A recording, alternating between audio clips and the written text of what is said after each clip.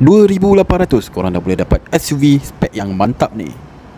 Okay guys, depan saya ada satu unit Mercedes GLA 35 4MATIC tahun 2022.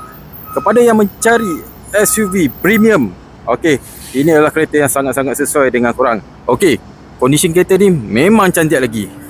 Alright, kalau korang tengok dekat bahagian dalam, korang akan dapat steering daripada AMG dengan logo AMG. Kemudian korang akan tengok ada seat bucket daripada AMG, panoramic roof yang besar, head-up display, ada dashcam, ada wireless charger, ada kamera 360. Datang sekali dengan power boot. Of course, untuk design performance, kereta ni datang dengan GT Grill. Enjin 2000cc turbocharged dengan 8 speed dual clutch.